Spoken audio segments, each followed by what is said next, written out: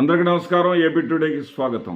ఆంధ్రప్రదేశ్ రాష్ట్రంలో జూన్ 12, 2024 కొలువు తీరింది కూటమి ప్రభుత్వం కాదు, అబద్ధాల ప్రభుత్వం. అచ్చోసినటువంటి అబద్ధాలు చెప్పుకుంటూ ప్రజలని, ఆంధ్రప్రదేశ్ రాష్ట్ర ప్రజలని మరింత అగాధంలోకి నెట్టేసేటటువంటి నాయకత్వం ఈ రోజున ఆంధ్రప్రదేశ్ రాష్ట్రానికి ఉందా అనిపిస్తూ ఉంది. ప్రతిదీ అబద్ధమే, ఒక్కటి కూడా నిజం చెప్పరు. ఎన్నికలకు ముందు ఎన్నికల సభల్లో గెలవటం కోసం అబద్ధాలు చెప్పటం సర్వసాధారణమైనటువంటి విషయంగా తీసుకుందాం. ఎన్నికల ముందు ఇప్పటి ఉప ముఖ్యమంత్రి, అప్పటి కూటమి నేత పవన్ కళ్యాణ్ గారు ఆంధ్రప్రదేశ్ రాష్ట్రంలో 33,000 మంది మహిళలు మిస్ అయ్యారని, వాలంటీర్ల సహాయంతో వైఎస్ఆర్సీపీలో ఉన్నటువంటి దుర్మార్గపు నేతలు విదేశాలకు తరలించేశారు అని చెప్పారు. మరి 16 నెలలైంది. వారిలో 30 మందినన్నా వెనక్కి తీసుకొచ్చారా? అసలు ఆ 30 మంది నేతల విషయం, ఆ 30,000 మంది మహిళల విషయం ఏ రోజైనా సరే పవన్ కళ్యాణ్ గారు ప్రస్తావన చేశారా? సరే, ఆయన మౌనం వహించారు అనుకుందాం. చంద్రబాబు నాయుడు గారు ముఖ్యమంత్రి హోదాలో ఉండి, ముఖ్యమంత్రి పదవిలో ఉండి, ముఖ్యమంత్రిగా బాధ్యతలు నిర్వహిస్తూ బాధ్యతారాహిత్యంగా ప్రపంచవ్యాప్తంగా హిందువులందరూ అతి పవిత్రంగా భావించేటటువంటి శ్రీ వెంకటేశ్వర స్వామి వారి లడ్డూ ప్రసాదంలో జంతువు కొవ్వు కలిసింది అని చెప్పడం ఏంటి? అది ఒక పచ్చి అబద్ధం.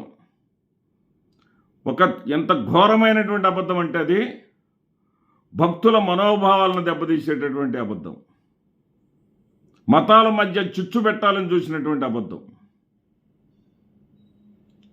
మరి ఒక ముఖ్యమంత్రిగా ఉండి ఆధారాలు లేకుండా మీరు ఎలా చెప్తారని చెప్పేసి గౌరవ సుప్రీంకోర్టు వారు ప్రశ్నిస్తే, ఈ రోజు వరకు కూడా ఆయన ఆరోపణ చేసి దాదాపు సంవత్సరంగా వస్తూ ఉంది.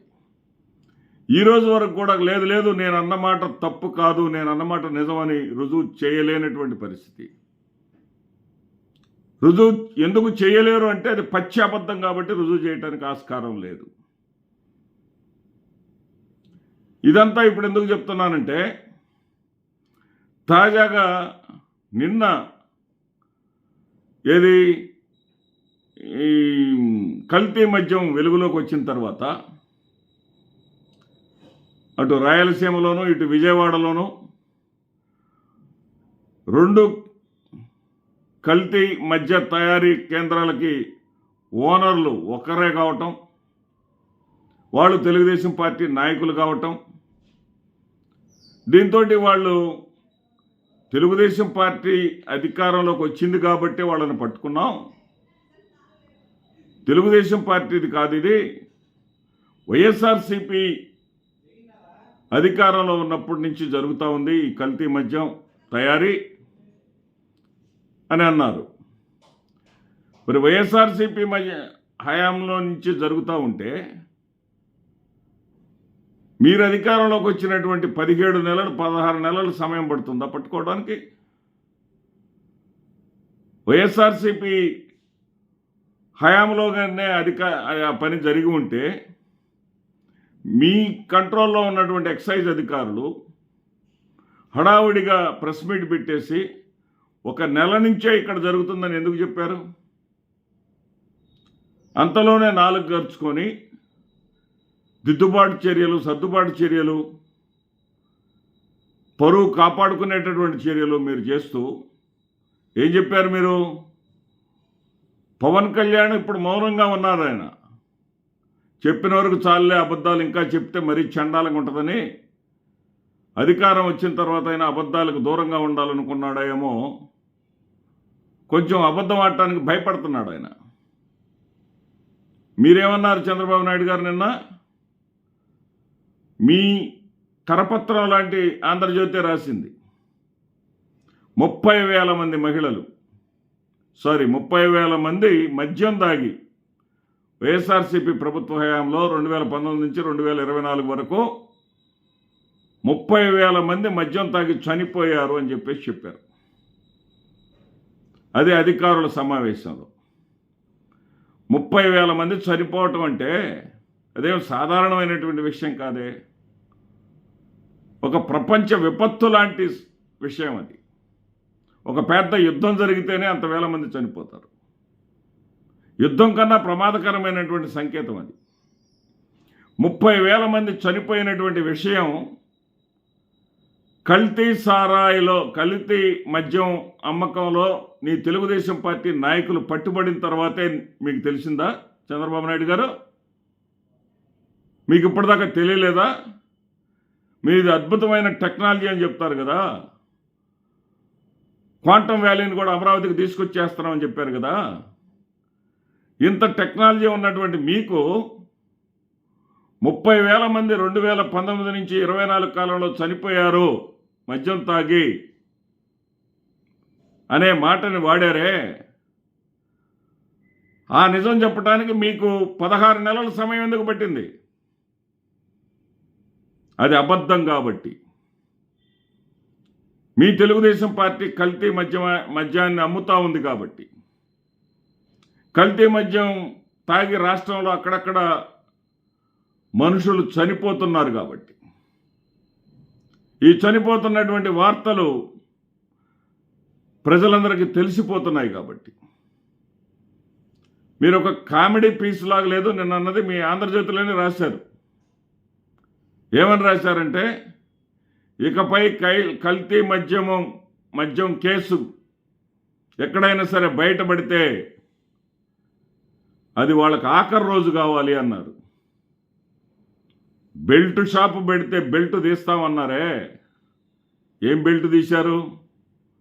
మీ ఎమ్మెల్యేలే చెప్తున్నారు కదా బెల్ట్ షాపులు ఎక్కడికక్కడ ఇబ్బడిముబ్బడిగా ఉన్నాయని. మీ మరో గజెట్ అనేటటువంటి ఈనాడు పత్రికే రాసింది కదా, తంబళ్ళపల్లి నియోజకవర్గంలో 1000 పైగా బెల్ట్ షాపులు ఉన్నాయి, ఆ 1000 బెల్ట్ షాపులకి ఈ కల్తీ మద్యమే సరఫరా చేశారని చెప్పేసి రాశారు కదా. ఏం బెల్ట్ తీయలేదే? బెల్ట్ షాప్ పెడితే బెల్ట్ తీస్తామన్నారే, ఏమైంది మీది? మీరు గతంలో కూడా మీ ఉప ముఖ్యమంత్రి గారు మీరు కలిసి ఇంకొక మాట కూడా అన్నారు, ఆడపిల్ల వైపు కన్నెత్తి చూడాలంటేనే కూటమి ప్రభుత్వం వచ్చిన తర్వాత భయపడే విధంగా చేస్తామన్నారు. తీయండి, లెక్కలు తీయండి. వైఎస్ఆర్సీపీ హయాంలో ఆడపిల్లల మీద జరిగినటువంటి అఘాయిత్యాలేంటి, అత్యాచారాలేంటి, ఇప్పుడు మీ హయాంలో జరుగుతున్నాయి ఏంటి? మీ పోలీసుల ద్వారా లెక్కలు తెప్పించుకొని చూసి చెప్పండి అయ్యా. చెప్పగలరా మీరు? ఆడపిల్ల వైపు చూడాలంటేనే భయపడాలి అన్నారే.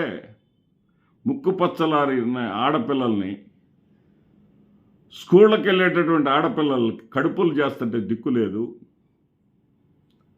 6-7 సంవత్సరాలు ఉన్నటువంటి పిల్లల్ని మానభంగం చేసి నదిలో కాలువలో పారేస్తే కనీసం డెడ్ బాడీని తెచ్చే పరిస్థితి లేదు.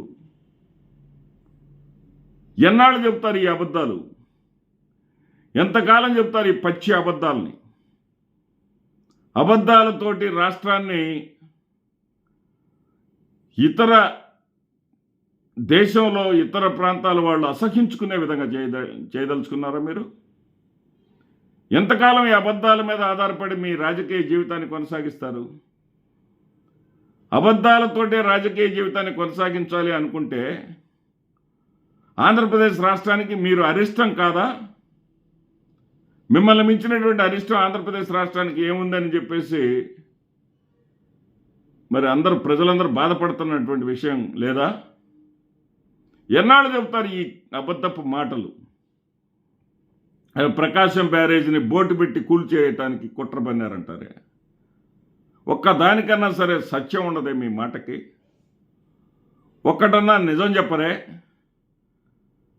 అన్ని అబద్ధాలు, పచ్చి అబద్ధాలు. 33,000 మంది మహిళలు మిస్సింగ్ అంటాడు ఉప ముఖ్యమంత్రి. అసలు 10ల సంఖ్యలో కూడా ట్రేస్ అవుట్ కావాల్సిన వాళ్ళు లేరంటారు. మళ్ళీ అసెంబ్లీలో 15 లక్షల అప్పులు అన్నారు మీరందరూ కలిసి. అసెంబ్లీలో మీ ఆర్థిక మంత్రి వచ్చేసి 5.5 లక్షల కోట్లు అంటాడు, 7.5 లక్షల కోట్లు అంటాడు. ఏంటండి ఇది? ఎటుపోతున్నామండి మనం?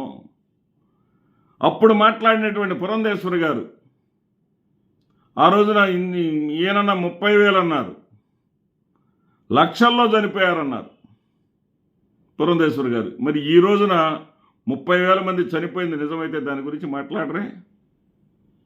కల్తీ మద్యం పట్టుబడితే దాని గురించి పురంధేశ్వరి గారు నోరు మెదపరే?